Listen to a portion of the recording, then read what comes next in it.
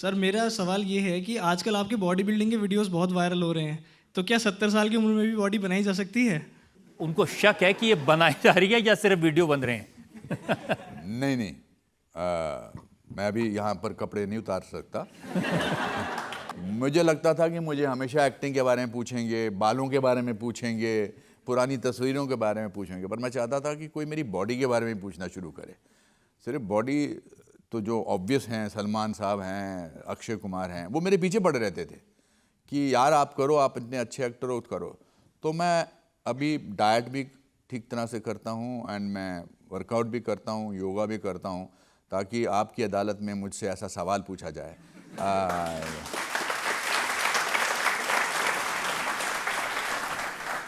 आपको तो स्विमिंग भी नहीं आती थी।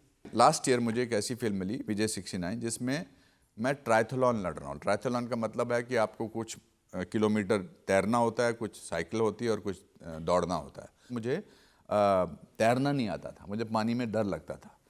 फिर मुझे लगा कि मैं कैसे ऐसी फिल्म कर सकता हूँ, तो मैंने 68 साल की उम्र में तैरना सीखा और मैंने उस फिल्म में जितने भी तैरने के सीन हैं मैंने खुद किए हैं।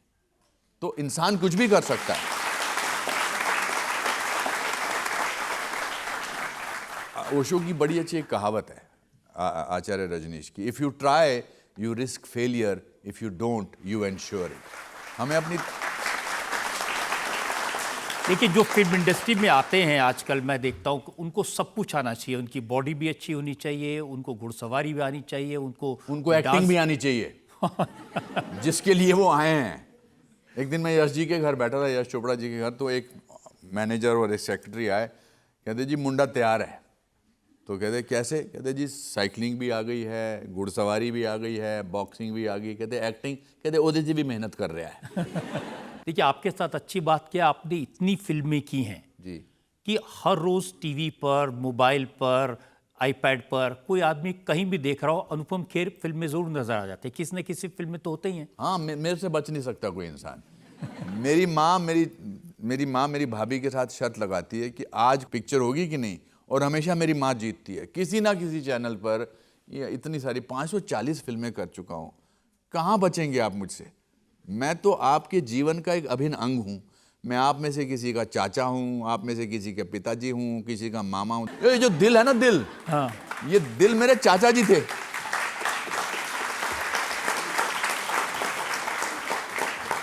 मेरे चाचा जी बड़े कंजूस थे, द्वारकानाथ जी, जो 8वीं में 7 बार फेल हुए थे। मेरे सारे कैरेक्टर्स मेरे रिश्तेदारों से मुझे मिले हैं। तो मेरे चाचा जी से जब पैसा मांगते थे तो ऐसा करते थे, नहीं नहीं ऐसी बात मत कर, ऐसे मत कर बेटा, मत कर बेटा, मत कर, ऐसा मत कर। तो उनकी तरह मैंने मूंछें लगाई।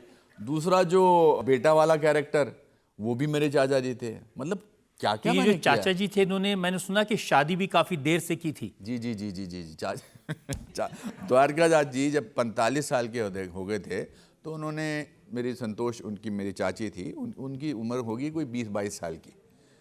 तो मेरे चाचा जी की आदत थी कि वो गुस्से में उनकी आंखें बंद हो जाती थी, और चाची बड़ी चुलबुली थी, हैं, तो वो उनके साथ खेलती थी, मतलब मज़े करती थी। तो जैसे वो कश्मीरी में कुछ बोलते थे, it was the most funniest site of my life. हम सब लोग बच्चे देखते थे, वो कश्मीरी में डांटते थे तो आंख बंद हो जाती थी, तो मेरी चाची यहाँ से यहाँ पहुँच जाती थी। जैसे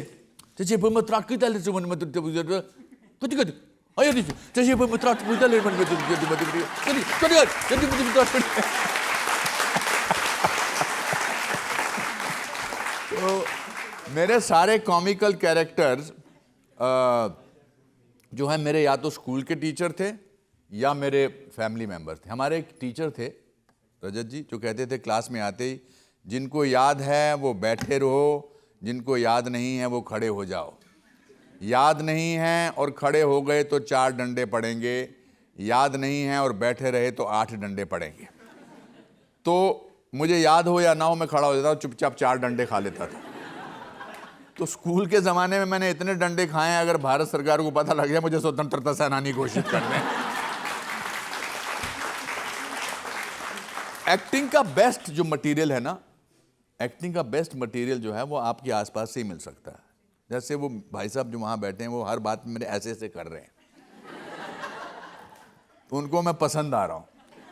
अब अगर किसी पिक्चर में मैं आपको ऐसा ऐसा करता पल मिल जाऊं तो आप समझ लेना ये भाई साहब को ट्रिब्यूट है मेरा।